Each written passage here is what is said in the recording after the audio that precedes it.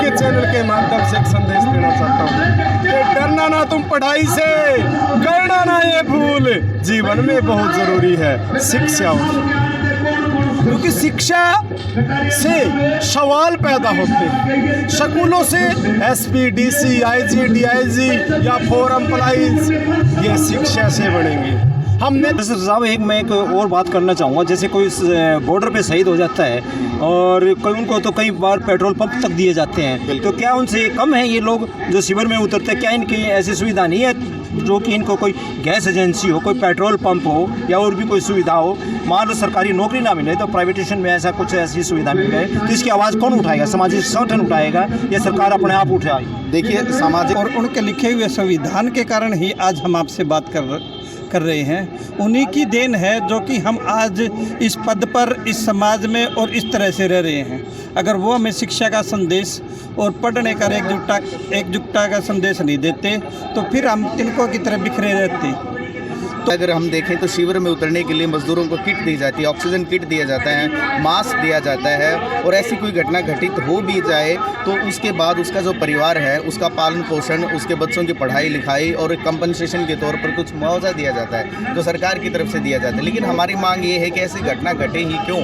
क्योंकि सुदेश कटारिया जी जो मीडिया प्रभारी हैं, देखो शहर में सभी जाते हैं, इतिहास में पहली बार, माननीय मान्यवर, इतिहास में पहली बार ऐसा कोई रहमत आया है, ऐसा कोई नेता कह सकते हैं कि आज में जाना चाहता हूँ। 1952 में संविधान निर्माता डॉक्टर भीमराव अंबेडकर जी ने जब उन्हें कैबिनेट से इस्तीफा दिया और दोबारा चुनाव लड़ा उपचुनाव के रूप में, तो जब बाबा साहब डॉक्टर भीमराव अंबेडकर जी ने चुनाव में खड़े हुए तो बुरी तरीके से कांग्रेस पार्टी ने और तत्कालीन प्रधानमंत्री जवाहरलाल नेहरू जी ने षड्यंत्र के तहत उनको बुरी तरीके से हरवाने का काम किया, जमानत जब्त करवाने का काम। 10 अगस्त 2024 को माननीय प्रधानमंत्री नरेंद्र मोदी जी की अध्यक्षता में उस कैबिनेट की मीटिंग में भी ये प्रस्ताव पारित किया गया था और ये रिजोल्यूशन दिया गया था कि अनुसूचित जातियों और जनजातियों को किसी भी प्रकार के उनके अधिकार हैं, उनके प्रमोशन हैं, उसमें क्रीमी लेयर का कंसेप्ट लागू नहीं होगा। तो नमस्कार, इस वक्त आप देख रहे हो हरियाणा केसरी न्यूज़ नेटवर्क। इस वक्त हमें भिवानी शहर में हमारा संविधान और हमारा स्वाभिमान आज सम्मेलन है पंचायत भवन भिवानी में, और इसमें जो केंद्रीय मंत्री हैं अपने जो पूर्व सीएम जो हैं मनोहर लाल खट्टर जी, उनके मीडिया प्रभारी भी हैं और यहाँ आज वो मुख्य अतिथि हैं, और उसमें काफ़ी गणमान्य लोग और बुद्धिजीवी लोग, सामाजिक कार्यकर्ता भी यहाँ पर पहुँचे हैं। तो हम उनका आंखों देखा हाल आपको दिखाएंगे। Haryana Kesari news network. नमस्कार। नमस्कार जी, नमस्कार। तो आज ये जो सम्मेलन है हमारा संविधान हमारा स्वाभिमान जो सम्मेलन है, इसमें कौन कौन आए हैं और आज का विषय क्या है मेन?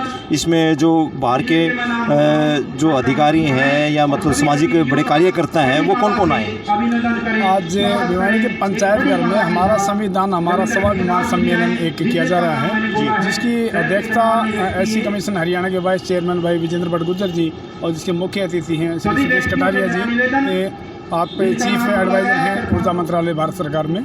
और इसके पीछे थीम यही है कि हमारा संविधान हमारा स्वाभिमान जी। आज का संविधान जो सम्मेलन है इसमें हमारा ड्यूटीज राइट्स, हमारे कर्तव्य और हमारे अधिकार, उनके बारे में जानकारी के लिए, अवेयरनेस के लिए, साथ साथ न्याय मंत्रालय यानी समाज को जागृत किया जा रहा है। उसके पीछे थीम यही है कि बच्चों को अवश्य पढ़ाएं और हमारे संविधान की जानकारी हो। जब हमें अपने संविधान की जानकारी होगी तभी हम अपने राइट्स के बारे में जान पाएंगे, उसे कर पाएंगे। तो ये जो आज कार्यकर्ता आए हैं, सामाजिक कार्यकर्ता पहुँचे हैं, डिस्ट्रिक्ट लेवल पे या शहरी लेवल पे? ये पूरे डिस्ट्रिक्ट से हैं, पास पड़ोस के गांव से, शहर से, सभी जो गणमान्य व्यक्ति हैं, जो आम आदमी, जो वंचित वर्ग था, जिनको अपने अधिकारों के बारे में जानकारी थोड़ी कम थी, वो सभी इधर बड़ी तादाद में बढ़ चढ़ के। तो आपका शुभ नाम सर? मैं Vijay Kumar ji. Thank you sir. हाँ जी, आपका शुभ नाम सर? मेरा चांद बराड़ जी।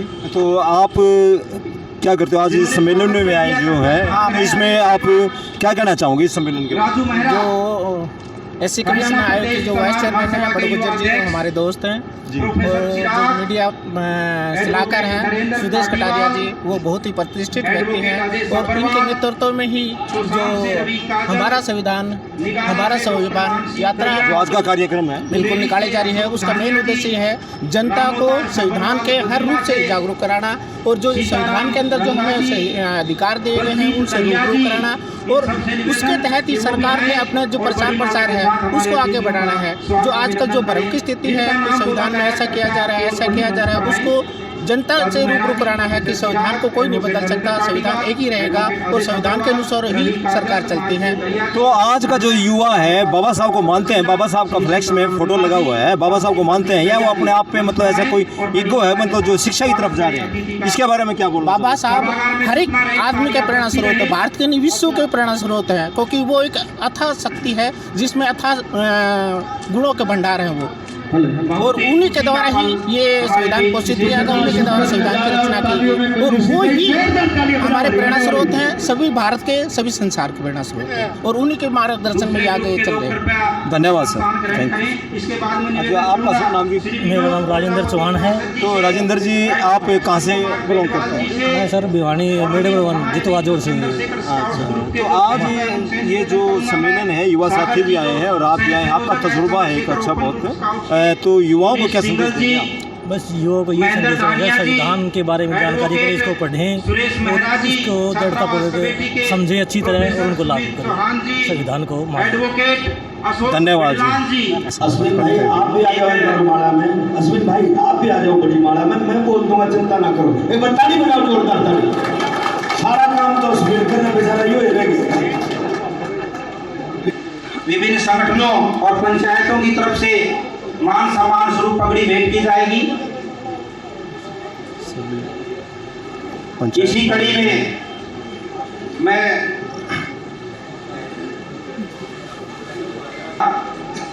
कि आज हमारे बीच जो मुख्य अतिथि आए श्री सुदेश कटारिया जी को डॉक्टर सुरेश कुमार जी धानिया जो प्रोफेसर हैं, उनसे मैं निवेदन करूंगा कि वो मंच पर आए और मंजीत महराज जी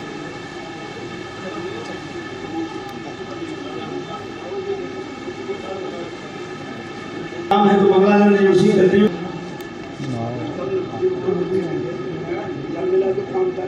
हमारे मैं दलवीर सिंह उमरा जी से और राजू मेहरा जी से निवेदन करूंगा। निवेदन अब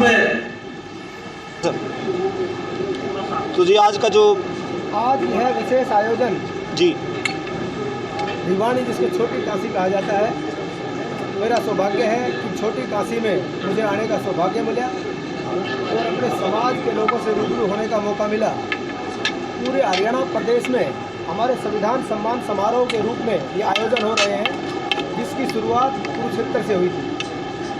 इसकी शुरुआत जो पहला कार्यक्रम हुआ तो पहले कार्यक्रम में मुख्य अतिथि के रूप में हरियाणा प्रदेश के पूर्व मुख्यमंत्री राजनीतिक संत और हाल में केंद्रीय मंत्री मनोहर लाल जी और देश के कानून मंत्री अर्जुन मेघवाल जी से मुख्य अतिथि के रूप में शिरकत की थी।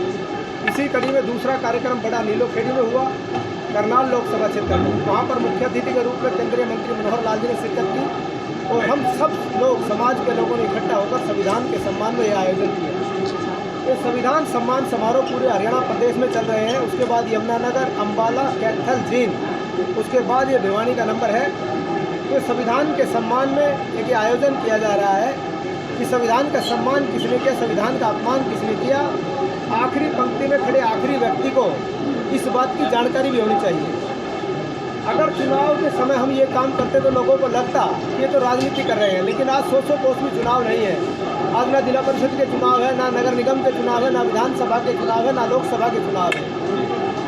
ये इस बात को दर्शाता है कि सही मायने में हम सामाजिक संगठन इकट्ठे मिलकर ये संविधान सम्मान समारोह कर रहे हैं। सब लोगों को पता होना चाहिए कि संविधान के सम्मान में किसने काम किया, किस नेता ने काम किया, किस पार्टी ने काम किया। मैं थोड़ा सा इतिहास में जाना चाहता हूँ।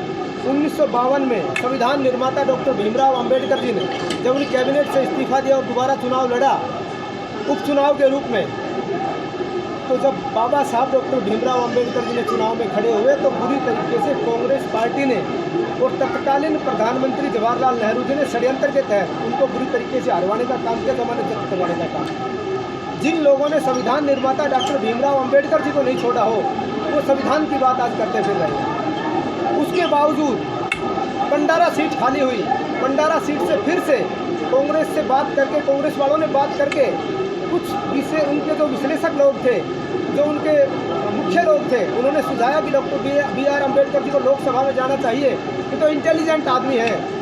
जवाहरलाल नेहरू ने हामी भर दी और उनका पर्चा भरवा दिया, लेकिन आखिरी 3 दिन जब चुनाव के बचे तो अपने पीए को खड़ा करके फिर से बुरी तरीके से हरवाने का काम किया। तो एक बार नहीं, बार बार संविधान निर्माता को ठेस पहुंचाने का काम किया, उनको डेंट करने का काम किया, उनको पिछाड़ने का काम किया। जो संविधान निर्माता को जिन लोगों ने नहीं छोड़ा हो, वो आज संविधान की बात करते फिर रहे हैं। ये तो भला हो डॉक्टर श्यामा प्रसाद मुखर्जी का जो जनसंघ के संस्थापक थे, 1954 में जो उनके सहयोग से बाबा साहब राज्यसभा पहुँचे और जो संविधान लिखा जिसके अनुसार आज पूरा देश और पूरा प्रदेश चल रहा है।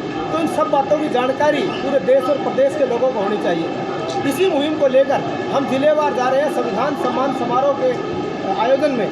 इसमें सभी सामाजिक संस्थाएं, चाहे अम्बेडकर सभा हो, कबीर सभा हो, वाल्मीकि सभा हो, चाहे दूसरी खटीक सभा हो, चाहे जितनी दलित संगठन है, सारे मिलकर ये आयोजन करते हैं। आज देश में भी भारतीय जनता पार्टी की सरकार है और प्रदेश में भी भारतीय जनता पार्टी की सरकार है। तो ये पता लोगों को होना चाहिए कि संविधान का सम्मान किसने किया और अपमान किसने किया। आज वो लोग संविधान की पत्ती फहराकर और झूठ बोलने का काम कर रहे हैं कि भारतीय जनता पार्टी अगर सत्ता में आई तो संविधान का सर्वनाश कर देगी। ये संविधान की टोपी हाथ में लेकर इस प्रकार का झूठ बोलना भी एक अपराध है। मैं तो उसको अपराध की श्रेणी में गिनता हूँ। ऐसे ऐसे लोग जिन्होंने बाबा साहब को नहीं छोड़ा हो, जिन्होंने बाबा साहब की राजनीति को आगे नहीं बढ़ने दिया हो, ऐसे लोग संविधान की पत्ती लेकर कह रहे हैं कि संविधान खत्म कर देंगे। अगर सही मायने में संविधान का सम्मान किसने किया है तो देश के यशस्वी प्रधानमंत्री आदरणीय नरेंद्र भाई मोदी जी ने किया। आप इतिहास उठाकर देखें, 70 साल कांग्रेस ने राज किया, संविधान निर्माता को भारत रत्न भी नहीं दिया गया। ये तो 1980 की बात है, जब वीपी सिंह की सरकार थी और भारतीय जनता पार्टी की मिलीजुली सरकार थी। उस समय बाबा साहब को भारत रत्न देने का काम किया गया। जहाँ 26 अलीपुर रोड बाबा साहब ने आखिरी सांस जहाँ ली, जहाँ संविधान निर्माता ने आखिरी सांस ली, जहाँ पर वो रहे, उसको स्मारक का दर्जा भी नहीं, उसको मालिकाना हक में नहीं दिया। देश के यशस्वी प्रधानमंत्री आदरणीय नरेंद्र भाई मोदी जी ने उसको स्मारक का दर्जा दिया और उसमें 500 करोड़ रुपए लगाकर एक भव्य स्मारक बनाया। आज देश के लोग जाकर वहाँ पर स्मारक के रूप में उसको देखते हैं। अब बात मैं हरियाणा के परिदृश्य की करूँ, अभी रुकिए, मैं आपके सवाल का जवाब दूंगा। अब बात हरियाणा के परिदृश्य की करूँ, क्योंकि हरियाणा प्रदेश में आयोजन हो रहे हैं। हरियाणा प्रदेश में अगर संविधान का सम्मान किसी ने किया हो तो आज से 11 साल पहले हरियाणा कैसे राजनीतिक संत, पूर्व मुख्यमंत्री और आज के केंद्रीय मंत्री मनोहर लाल जी ने हरियाणा प्रदेश की बागडोर संभाली। जो हरियाणा योग्यता के आधार पर नौकरी देना बड़ी छोटी बात है कहने के लिए, लेकिन सही मायने में अंबेडकर जी का जो सपना था वो यही था कि आखिरी पंक्ति में खड़े आखिरी व्यक्ति को, गरीब को उसका हक मिले, वो देने का माननीय मनोहर लाल जी ने काम किया। जिसका नतीजा ये हुआ, योग्यता के आधार पर जो नौकरियां मिली, जो दलित वर्ग का पीड़ित बच्चा था, जो गरीब बच्चा था, जिसके घर पर छत नहीं, खाने के लिए रोटी नहीं थी, वो व्यक्ति एक्सीएस लगे हैं। तो doctor B are Ambedkar ji की कलम का सही मायने में किसी ने इस्तेमाल हरियाणा के परिदृश्य में किया है तो हरियाणा के पूर्व मुख्यमंत्री राजनीतिक संत मनोहर लाल जी ने किया है। यहीं पर नहीं रुके, हरियाणा प्रदेश की 1966 में हरियाणा प्रदेश बना। 3 मुख्य मांगे हरियाणा प्रदेश में थी कि हरियाणा प्रदेश में अनुसूचित आयोग बने, हरियाणा प्रदेश में सफाई कर्मचारी आयोग बने, हरियाणा प्रदेश में प्रमोशन में रिजर्वेशन मिले। लेकिन जो मुख्यमंत्री आया, जो सरकारें आई, जिन्होंने 70 साल राज किया, दलितों को सत्ता की सीढ़ी समझा, इनको इस्तेमाल करके सत्तासीन हुए, उनको इस्तेमाल करके इनका कोई भला नहीं किया। लेकिन उस राजनीतिक संत ने पहली कलम से हरियाणा प्रदेश में अनुसूचित आयोग बनाने का काम किया। आपके सामने जीता जाता उदाहरण ये बैठा है वीरेंद्र बड़गुजर जी। उनकी दिशा और दशा उन्होंने जो दिखाई और उन्होंने जो काम किया है उसका नतीजा है वीरेंद्र बड़गुजर जी आज चेयरमैन के रूप में काम कर रहे हैं और पर डे हजारों लोगों के, दलित लोगों के आंसू पोंछने का काम कर रहे हैं। सफाई कर्मचारी आयोग का गठन पहली कलम से किया। पहली कलम से प्रमोशन में रिजर्वेशन एक बहुत बड़ा मुद्दा था जो 1966 से आज तक चला आ रहा था। किसी मुख्यमंत्री ने नहीं सोची, लेकिन उन्होंने प्रमोशन में रिजर्वेशन दिया, जिसका नतीजा ये हुआ आज हमारे समाज का कोई बच्चा क्लर्क भर्ती होता है तो एचसीएस से रिटायरमेंट होता है। इस प्रकार के आमूल चूल परिवर्तन केंद्रीय मंत्री मनोहर लाल जी ने किए हैं। और सही मायने में संविधान के सम्मान में अगर हम बात करें, अंबेडकर जी की कलम का सही इस्तेमाल करने की बात करें तो पूर्व मुख्यमंत्री और राजनीतिक संत मनोहर लाल जी ने दलित वर्ग के लिए किया। तो इसी मुहिम में हम हरियाणा प्रदेश के कोने कोने में लोगों को जा रहे हैं कि आखिरी पंक्ति में खड़े आखिरी व्यक्ति को ये पता भी हो और आखिरी पंक्ति में आखिरी व्यक्ति जो खड़ा है उसको सरकारी सुविधाओं का लाभ नहीं मिले, क्योंकि आज केंद्र में भी हमारी सरकार है और प्रदेश में भी हमारी सरकार है। हमारा ये भी दायित्व है। लेकिन वही आखिरी व्यक्ति का जो व्यक्ति है साइकिल तक नहीं है, लेकिन उसके आईडी में बीपीएल कार्ड से वंचित से 22 लाख लोग बीपीएल कार्ड में जुड़े हैं। क्या उन 22 लाख परिवारों का भला नहीं हुआ?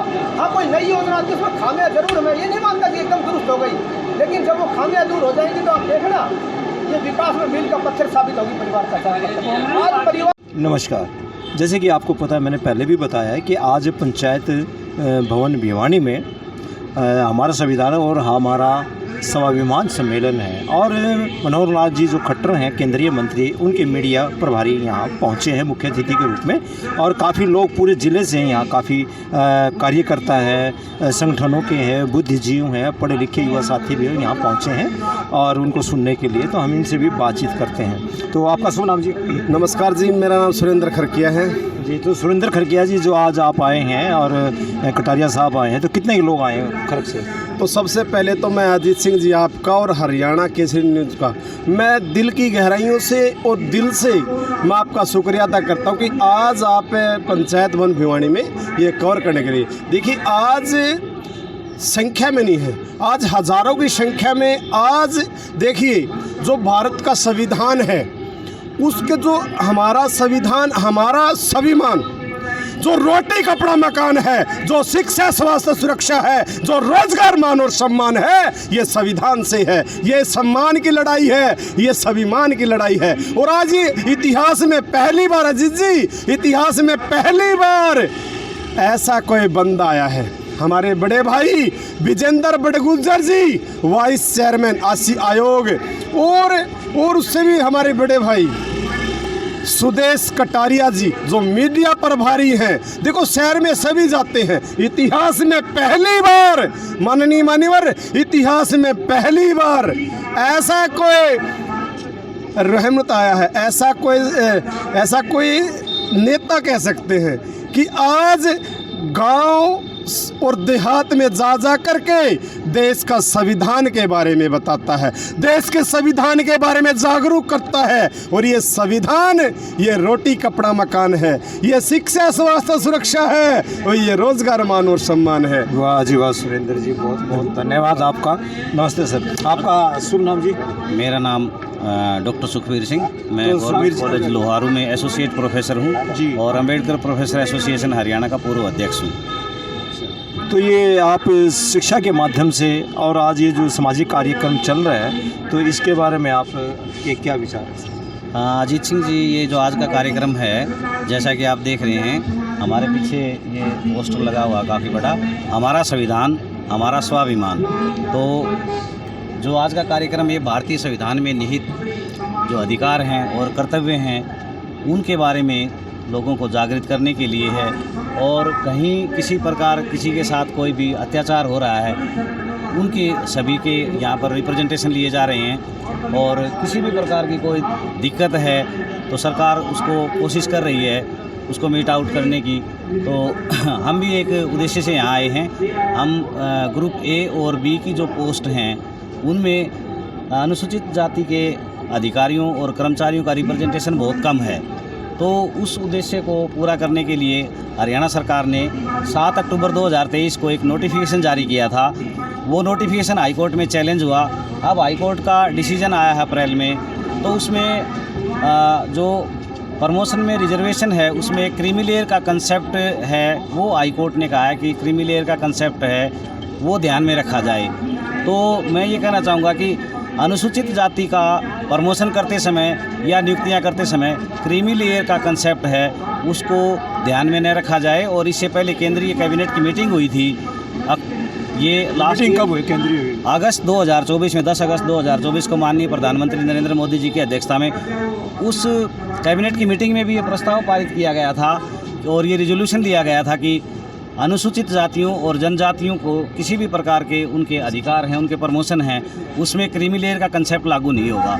तो हम सरकार से ये मांग करते हैं कि अनुसूचित जातियों के अधिकारियों और कर्मचारियों का प्रमोशन में रिजर्वेशन है, उसमें क्रीमी लेयर का कंसेप्ट लागू ना हो, अन्यथा सरकार के नोटिफिकेशन का कोई मतलब नहीं रह जाता है। अच्छा जी। और आज युवाओं को क्या बोलना चाहोगे? मैं युवाओं को बोलना चाहूँगा कि आज संविधान के अनुसार उनको सभी प्रकार के अधिकार मिल रहे हैं। कहीं किसी प्रकार की कोई कमी है तो सामने आएँ, अपने जो रिप्रेजेंटेशन है वो उचित जगह पर दें, उनके साथ किसी प्रकार की दिक्कत। ये कार्यक्रम बेसिकली इसी प्रकार से हर ज़िले में आयोजित किए जा रहे हैं। आज मुख्य अतिथि सुदेश कटारिया जी आए हैं, ये इसी उद्देश्य से आए हैं। तो आज जो ऐसी कम्युनिटी की बात कर रहे हो, दलित समाज की जो बात कर रहे हो आप, ऐसी समाज के अंदर आज कुछ ऐसे लोग हैं जो कम शिक्षित हैं और नौकरी नहीं मिलती, उनके कारण कुछ नशाखोरी में चले जाते हैं, तो उसके विषय में आप क्या बोलना चाहोगे? नशा, क्योंकि नशे में क्या, नशा करने से क्या नौकरी मिल जाएगी या चिंतित हो जाएंगे? तो मतलब माँ बाप ने अपने पेट पट्टी बांध के बच्चों को आज इस महंगाई में पढ़ाया है, तो उसके बारे में आप युवाओं को क्या बोलना चाहिए? अजीत जी, इस क्षेत्र में सरकार भी और सामाजिक संगठन भी कार्य कर रहे हैं, और जहाँ जहाँ भी इस प्रकार की ये जो सामाजिक बुराई है ये ज़्यादा आ रही है, तो ये आपका भी और हमारा सभी का कर्तव्य है कि हम मिलजुल कर और नशे के खिलाफ लड़ना है। सरकार भी इस दिशा में कार्य कर रही है, परंतु सरकार अकेले कुछ नहीं कर सकती। जब तक आप और हम और ये सोसाइटी सारी खड़ी नहीं होगी नशे के खिलाफ, तब तक इस दिशा में इसका समूल विनाश बहुत मुश्किल कार्य है। ये ज़रूरी है, और बहुत सारे सामाजिक संगठन इस दिशा में कार्य कर रहे हैं। सरकार भी समय समय पर अभियान चलाती है, तो हमें सरकार के अभियानों में भी इसका साथ देना है, और सामाजिक संगठनों से भी अपील करता हूँ कि ये बुराई वास्तव में बहुत गंभीर है और इस दिशा में सभी सोचें और इस दिशा में सकारात्मक रूप से कार्य करें। धन्यवाद सर आपका। धन्यवाद जी, धन्यवाद अजीत सिंह जी, और हरियाणा केसरी का भी बहुत बहुत धन्यवाद करता हूँ कि आपने हमारा साक्षात्कार लिया और हमारे मुद्दे को आप जन में भी पहुँचाएँगे और सरकार तक भी पहुँचाने की कोशिश करेंगे। Thank you. नमस्ते सर, आपका शुभ नाम जी?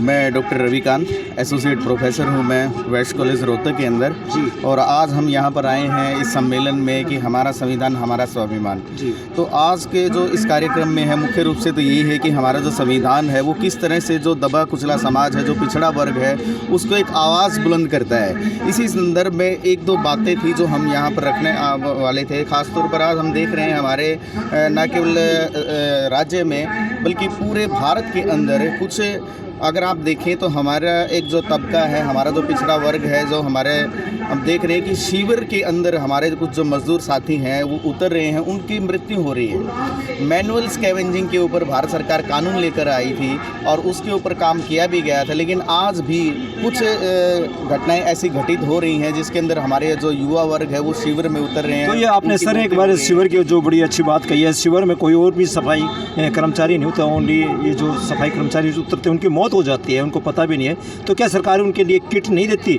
और सरकार जब उनको न नौकरी देती है और उनके सुख सुविधाओं के लिए, उनके बच्चों के परिवार के बारे में भी उनको मतलब जो प्रोत्साहन सरकार की तरफ से मिलना चाहिए वो उन तक नहीं पहुंचता, तो इसके पीछे क्या कारण है? देखिए, कारण ये है कि कई बार क्या होता है कि जो इस तरह की जो नियुक्तियां होती है ठेका प्रथा के जरिए होती हैं। ठेका प्रथा में क्या होता है कि जो ठेकेदार है वो पूर्ण रूप से क्या करता है कि उनको जो गवर्नमेंट की तरफ से जो प्रोसीजर होता है, प्रोटोकॉल्स होते हैं, उसका पालन नहीं किया जाता है, जिसकी वजह से बाकायदा अगर हम देखें तो शिविर में उतरने के लिए मजदूरों को किट दी जाती है, ऑक्सीजन किट दिया जाता है, मास्क दिया जाता है, और ऐसी कोई घटना घटित हो भी जाए तो उसके बाद उसका जो परिवार है उसका पालन पोषण, उसके बच्चों की पढ़ाई लिखाई और कंपनसेशन के तौर पर कुछ मुआवजा दिया जाता है जो सरकार की तरफ से दिया जाता है। लेकिन हमारी मांग ये है कि ऐसी घटना घटे ही क्यों? क्योंकि इस तरह से अगर हमारे देखें तो एक जो परिवार का मुख्य कोई व्यक्ति होता है, परिवार चलाने वाला, जब उसकी मृत्यु हो जाती है तो पूरा परिवार संकट में आ जाता है। तो प्रोफेसर साहब, एक और बात करना चाहूँगा, जैसे कोई बॉर्डर पे शहीद हो जाता है और उनको तो कई बार पेट्रोल पंप तक दिए जाते हैं, तो क्या उनसे कम है ये लोग जो शिविर में उतरते हैं? क्या इनकी ऐसी सुविधा नहीं है जो कि इनको कोई गैस एजेंसी हो, कोई पेट्रोल पंप हो या और भी कोई सुविधा हो? मान लो सरकारी नौकरी ना मिले तो प्राइवेटेशन में ऐसा कुछ ऐसी सुविधा मिल जाए, तो इसकी आवाज़ कौन उठाएगा? सामाजिक संगठन उठाएगा या सरकार अपने आप उठाएगी? देखिए, सामाजिक संगठन है, समाज है, और बहुत बड़े स्तर पर हम देखा जाए तो ये जो पॉलिसी मैटर है ये सारी चीज़ें सरकार को करनी होती हैं, क्योंकि सामाजिक संगठन हमेशा से इस बात को उठाते रहे हैं कि जी वहाँ हमारे कुछ लोग मारे गए, उनकी मृत्यु हो गई, परिवार जो है वो बहुत परेशान है, बच्चे पढ़ाई लिखाई नहीं कर पा रहे हैं, घर में खाने के लिए रोटी नहीं है। तो ये सारी जिम्मेवारी मैं समझता हूँ कि सरकार की है, कि सरकार का दायित्व तो बनता है कि जब ऐसा कोई मुद्दा आए, ऐसा कोई केस बनता है तो सरकार उसमें उचित मुआवजा दे और परिवार के एक सदस्य को नौकरी दे, ताकि उस परिवार का जो भरण पोषण है वो अच्छे से चलता रहे। धन्यवाद सर आपका। तो इस वक्त आप देख रहे हो हरियाणा केसरी न्यूज़ नेटवर्क। तो जी नमस्कार जी। नमस्कार। आपका शुभ नाम जी? विनोद प्रजापति, पार्षद वार्ड नंबर 25 भिवानी से। तो आज ये पंचायत भवन में प्रोग्राम चला हुआ है, हमारा संविधान हमारा स्वाभिमान का जो सम्मेलन है, और जो मुख्य अतिथि हैं सुदेश कटारिया जी आए हैं, मीडिया प्रभारी मनोहर लाल खट्टर जी के। तो काफ़ी जनता आई है, देहात से भी आए हैं, युवा भी आए हैं, और जितने संगठन है, समिति है, उनके अध्यक्ष पदाधिकारी सभी आए हैं, पढ़े लिखे सभी आए हैं। और इसके विषय में आप आगे के बारे में, फ्यूचर के बारे में, क्या इस संविधान के ऊपर हमारे जो लोग हैं वो चल रहे हैं? जो बाबा साहब ने संविधान लिखा था और जो हमें अधिकार दिया था, उनके अधिकार और उनके लिखे हुए संविधान के कारण ही आज हम आपसे बात कर रहे हैं। उन्हीं की देन है जो कि हम आज इस पद पर, इस समाज में और इस तरह से रह रहे हैं। अगर वो हमें शिक्षा का संदेश और पढ़ने का एकजुटता का संदेश नहीं देते तो फिर हम तिनकों की तरह बिखरे रहते। तो उसी संदेश को, उसी को आगे बढ़ाने के लिए सुदेश कटारिया जी जो भाई हैं वो इसी में पूरे हरियाणा में एक अलग जगा रहे हैं। अलग भी ऐसी जगा रहे हैं कि वो, उनकी एक सोच है कि मैं ज़्यादा संपन्न लोगों पे नहीं, दलितों में मैं उस आदमी के पास पहुंचूं जो बेचारा को गेट में बढ़ने नहीं दिया जाता, आंसू रो रहा है, उसको कोई न्याय नहीं मिलता। तो सुदेश कटारिया जी उस आदमी को न्याय दिलाने के लिए, उसको अपने अधिकार की पहचान कराने के लिए ये अलग जगाए हुए हैं। और ये पूरे हरियाणा में ही नहीं, सुदेश कटारिया जी पूरे देश में ये अलग जगा रहे हैं। तो हम उनका बड़ा सम्मान करते हैं। इस बीजेपी में जो एक बेबाक लीडर और सच्ची बात कहने वाले लीडर अगर कोई है तो सुदेश कटारिया जी। धन्यवाद सर। तो नमस्ते सर। नमस्ते जी। आपका शुभ नाम सर? मेरा नाम सुजीत कुमार है जी। और गवर्नमेंट कॉलेज लोहारू में मैं असिस्टेंट प्रोफेसर के तौर पर कार्यरत हूँ, संस्कृत विभाग में जी। तो जी आज आपने अपना कीमती समय निकाल के आप यहाँ जो पहुँचे हैं पंचायत भवन में, और इसमें आपके क्या विचार हैं? विचार ये हैं सर, जैसा कि मुहिम तो चली हुई है कि हमारा संविधान हमारा स्वाभिमान, तो समाज में एक जागरूकता फैले, लोग जान पाएँ कि वास्तव में हमारा संविधान क्या है। वास्तव में देखा जाए तो संविधान हमारे अधिकारों की चर्चा करता है कि कोई भी व्यक्ति अगर उसको स्वास्थ्य चाहिए, शिक्षा चाहिए, और कोई अगर उसको परेशानी है तो वो कहाँ जा कर के अपनी समस्याएं रख सकता है, और कौन कौन से अधिकारी लोग हैं जो इसके जवाबदेही हैं। तो इस रूप में जागरूकता माननीय सुदेश कटारिया जी ने ये प्रस्ताव यहाँ रख करके और रखा है, और बड़ा सुंदर आयोजन सफल हो रहा है। विभिन्न पंचायतों से आए हैं। अभी association professor, Ambedkar association professor के पदाधिकारी बोल रहे थे। ऐसे ही जिस भी सामान्य आदमी की कोई समस्या है, मान लो किसी पेंशन ही नहीं बन रही है, किसी की गली नहीं बन रही है, किसी के यहाँ पानी गंदा आ रहा है, तो उसका निदान कोई तो करे। और देखते हैं समय पर समय कई बार कोई अधिकारी सुनता ही नहीं, लेकिन ऊपर से प्रेशर आता है तो डीसीपी पहुंच जाते हैं वहाँ। ये राइट बात है। तो ये हमारी साहब, मैं एक छोटी इसमें बात काटना चाहता हूँ आपकी। जैसे अभी आपने कहा है सीवर की समस्या है, कच्ची गलियों की समस्या है, पानी की समस्या है, और भी अन्य सामाजिक समस्याएं हो जाती हैं, तो बात रखते हैं वो अधिकारी के पास, वो अपना एक जो लेटर भी दे के आते हैं, ज्ञापन भी सौंपते हैं उनको, फिर भी उनकी सुनवाई नहीं होती। फिर आपने बड़ी अच्छी बात कही, ऊपर से जब डंडा पड़ता है तो क्या इनका बजट आता है तो बजट कहाँ चला जाता है? वो देखिए सर, सामान्य से व्यक्ति की भी एक स्वाभाविक प्रवृत्ति होती है कि या तो अच्छी होगी या बुरी होगी। अगर बुरा व्यक्ति ऊपर है तो वो सोचेगा कि 100 रुपये हैं तो यार 10-20 मैं भी खाऊं, स्वाभाविक बात है ये। लेकिन उसको रोकना किसकी जिम्मेदारी है? माननीय राजीव गांधी जी ने कभी कहा था कि 100 रुपये चलते हैं, 1 रुपया पहुँचता है। समय बदला, कंप्यूटराइज सिस्टम हुआ, 100 का 100 भी पहुँच रहा है, लेकिन फिर भी जो दिग्गजबाज लोग वो तो रोकने की कोशिश करेंगे। तो उन सबको भी रोकने की एक कवायद सरकार की तरफ से चल रही है। हम बड़े धन्यवादी इस विषय के कि माननीय कटारिया साहब हमारी कॉलोनी में, अम्बेडकर कॉलोनी में रहता हूँ भिवानी में जी। और कमाल की एक बात बताता हूँ मैं, अम्बेडकर कॉलोनी को 3 जगह से घेर दिया गया है, मतलब 3 किलोमीटर तक एक रास्ता सिंगल। कमाल की बात है, कोई कुछ नहीं बोल रहा है। ठीक है, और लंबा एरिया हो गया था। हाँ, तो बड़गुजर साहब भी आए थे उससे 15 दिन पहले। हमने बड़गुजर साहब के सामने भी रखा कि 3 कॉलोनियाँ कटी, एक कॉलोनी ने भी एक गली नहीं दी, किसके लिए? अम्बेडकर कॉलोनी के लिए। मतलब भारत में तो इस बात का प्रोफेसर हूँ, संविधान आगे कभी सर्च करूँगा इस बारे में कि जितनी भी अम्बेडकर के नाम से संस्थाएं हैं वो पीछे क्यों हैं। बहुत बढ़िया बात। होना तो ये चाहिए कि सरकारों की तरफ से ये हो कि वो कौन से लोग हैं जिन्होंने अम्बेडकर को इतना ऊंचा उठाया। अमर नाम अगर अम्बेडकर का तो किसके कारण है? संस्थाओं के कारण, सड़कों के, मार्गों के कारण, लाइब्रेरियों के कारण, जिनके नाम अम्बेडकर का नाम टिका हुआ है। और उनको रखने वाले कौन है? सारे SC BC दलित समुदाय, अनुसूचित जाति लिखा हुआ है यहाँ जी।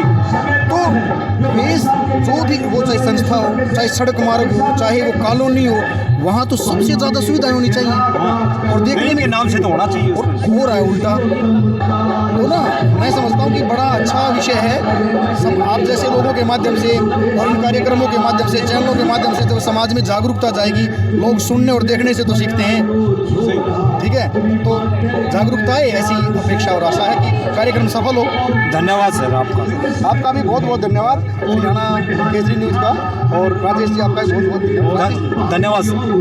आज ये जो सामाजिक कार्यकर्ता हैं, जो अम्बेडकर को मानने वाले हैं, संविधान पे चलने वाले जो हैं, और बार बार हर साल यानी कि पूरे भारत में, हरियाणा में, हर स्टेट में, हर जिले में जो जागृति कर रहे हैं युवाओं में, बेटियों में, और पढ़ भी रहे हैं बच्चे। तो ये सिस्टम जो है, ये जो प्रचार है, ये जो जागृति है, कब तक युवाओं में ऐसी, इसके बारे में क्या बताना चाहूँगा? देखिए, जो भारत का संविधान है ये एक सम्मान है, और हमें एक समाज और गांव और देहात, उस या हरियाणा या भारत, हम कैसे बदलेंगे, कैसे सामाजिक समरसता आएगी, इसके लिए हमें पढ़ना पड़ेगा, जागना पड़ेगा।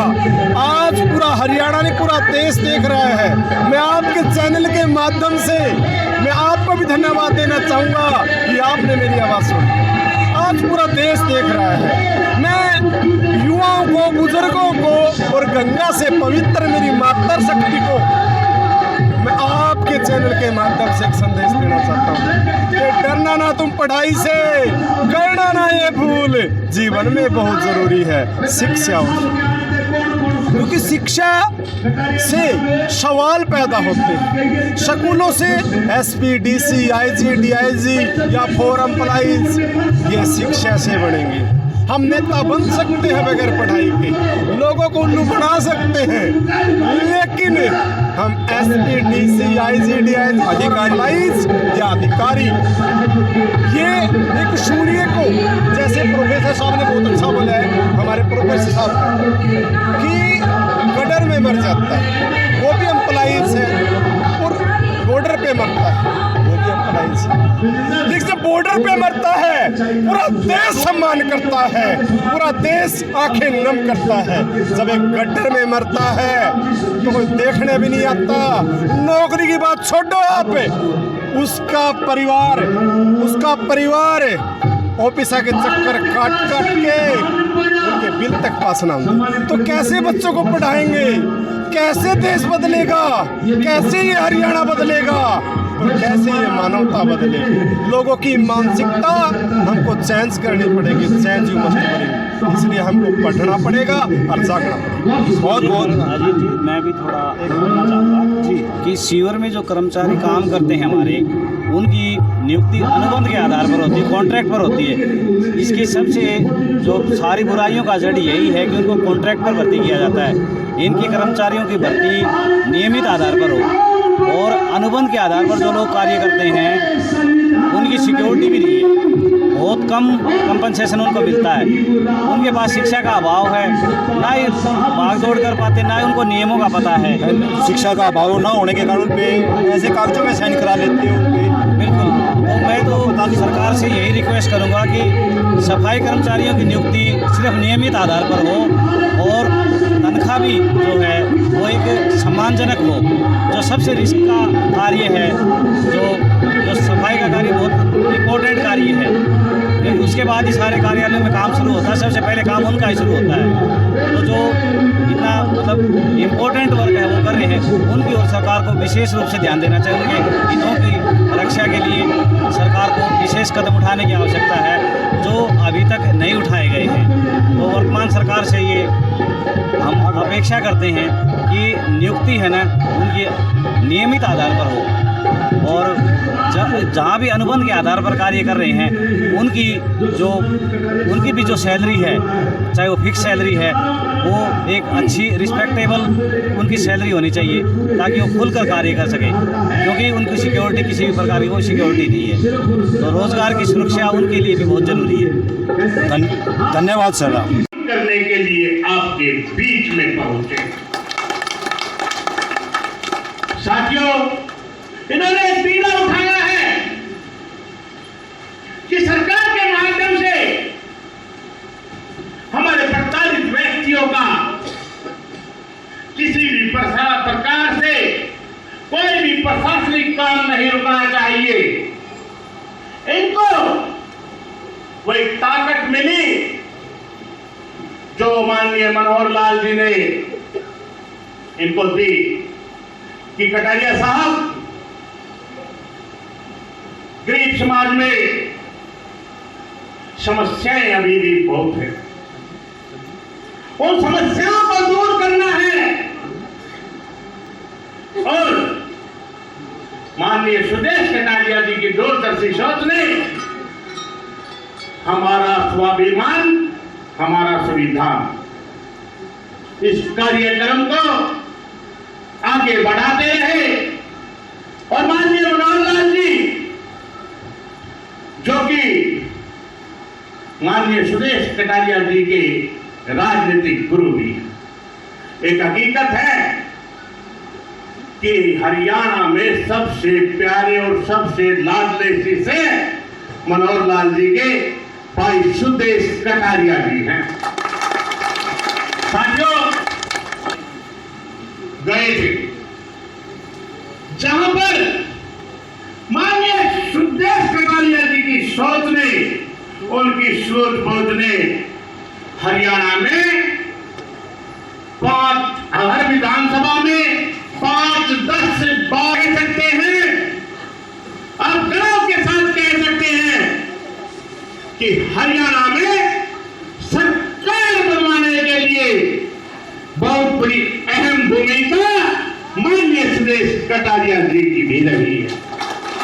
साथियों, इनके साथ रात दिन मेहनत कर रहे कार्यक्रम के आयोजक विजेंद्र सिंह बरगुजर जी और प्रदेश संयोजक कुलदीप जी, साथ चलने वाले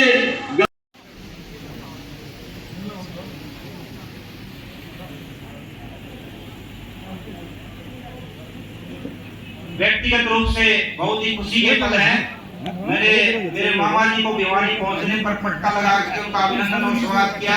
बहुत कम भांजों के मामा इस प्रकार से मुख्य अतिथि बन पाते हैं। मेरे लिए बहुत मैं हमारे कार्यक्रम